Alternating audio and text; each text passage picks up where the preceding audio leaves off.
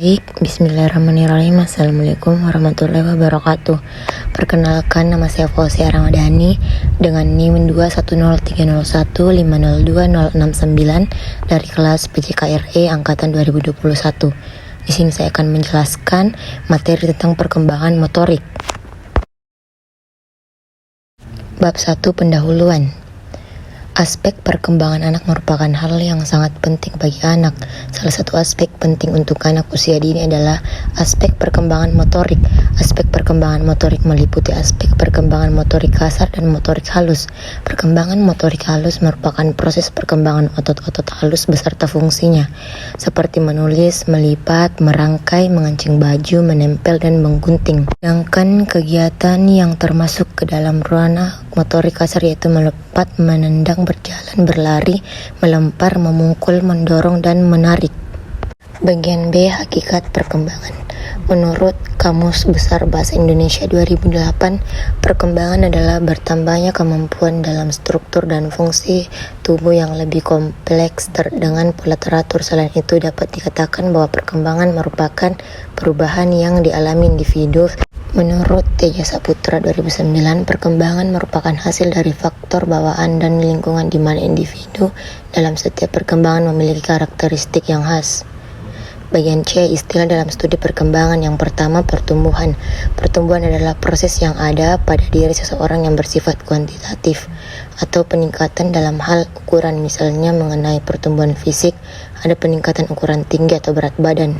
Yang kedua, perkembangan. Perkembangan adalah proses perubahan kapasitas fungsional atau kemampuan kerja organ-organ tubuh ke arah keadaan yang makin terorganisasi dan terspesialisasi.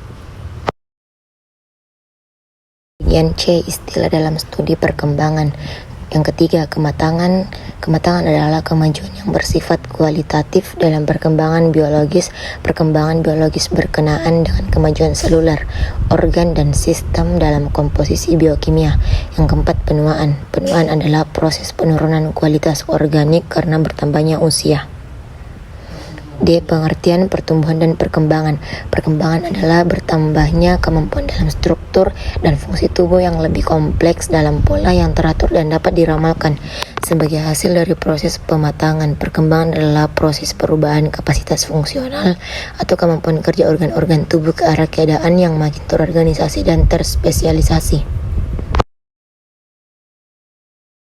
Pertumbuhan atau growth adalah perubahan dalam besar, jumlah, ukuran, atau dimensi tingkat sel, organ, maupun individu yang bisa diukur dengan ukuran berat, gram, pound, kilometer, kilogram, ukuran panjang, sentimeter, meter, umur tulang, dan keseimbangan metabolik.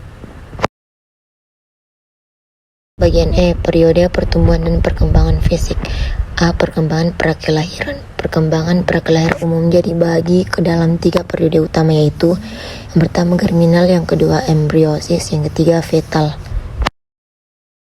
Periode prakelahiran meliputi periode awal atau germinal period, ialah periode perkembangan prakelahiran yang berlangsung pada 2 minggu pertama setelah pembuahan. Ini meliputi penciptaan zigot dilanjutkan dengan pemecahan sel dan melekatnya zigot ke dinding kandungan. Yang kedua, periode embrionis, ialah periode perkembangan prakelahiran yang terjadi dari 2 hingga 8 minggu setelah pembuahan.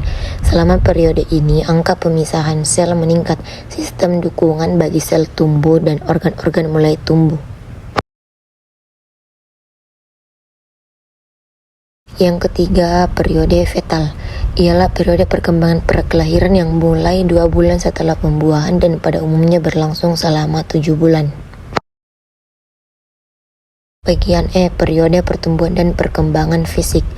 B, periode pasca kelahiran. Pertumbuhan dan perkembangan pada periode pasca kelahiran merupakan lanjutan dari pertumbuhan dan perkembangan pada saat berada dalam kandungan. Perkembangan fisik dan gerak bayi merupakan kelanjutan dari perkembangan yang telah terjadi pada waktu masih janin yang berada dalam kandungan ibunya.